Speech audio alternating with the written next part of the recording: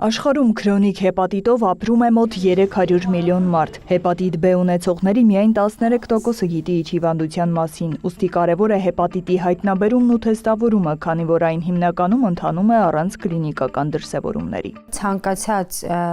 միջամտություն, որտեղ կա արյունային կոնտակտ, դա արդեն ռիսկ է, վարակման, դա կարող է լինել օրինակ ոչ ստերիլ բժշկական պարագաների օգտագործման, արյան փոխներարկման, մատնահարդարման օրինակ գործիքներով ոչ լիարժեք ախտահանված միջամտությունները, պիրսինգները, տատուն, ատամնաբուժարան օրինակ այցերը, երբ որ եւս կատարվում է ոչ ստերիլ գործիքներով, այո, այս ամենը կարող են լինել վարակման աղբյուր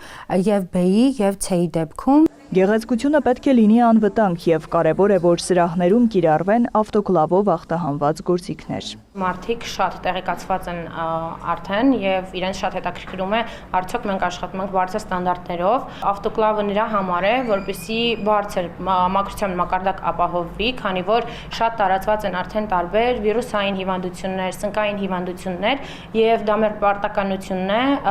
այնպես անել, որպեսզի մարդ կարողանա հանգիստ գա։ Մեր երկրում հեպատիտ B-ի դեմ պատվաստումը ներառված է պատվաստումների ազգային օրացույցում, ինչի շնորհիվ երեխաների շրջանում հիվանդացությունը գրեթե զրոյական է։ Վիրուսը փոխանցվում է արյան միջոցով եւ ռիսկի խմբում հիմնականում թմրամոլներն են։ Շատ դեպքերում հեպատիտ B-ն եւ C-ն հայտնաբերվում են շատ ուշ արդեն բարդություններով, ինչպիսիք են լյարդի ցիրոզը կամ քաղցկեղը։ Սուր վիրուսային հեպատիտների դեպքում որոշ կլինիկական դրսևորումներ այնուամենայնիվ լինում են։ Արտահայտված թուլություն, ջերմության բարձրացում, մաշկի եւ սկլերաների դեղնություն, մեզի գույնի մքեցում կարող է դիտվել եւ ուզում եմ շեշտել, երբ որ մենք ունենք բուռն կլինիկական պատկեր,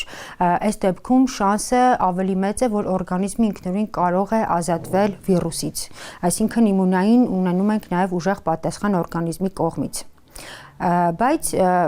ցավոք սրտի 70% եւ ավել դեպքերը ընթանում են անախտանիշ։ Բժիշկը ընդգծում է, կարևոր է, որ յուրաքանչյուր մարդ կյանքում գոնե մեկ անգամ հետազոտվի վարակի առկայության հաստատման կամ հերկման նպատակով։ Առաջնային օղակ կարող են դիմել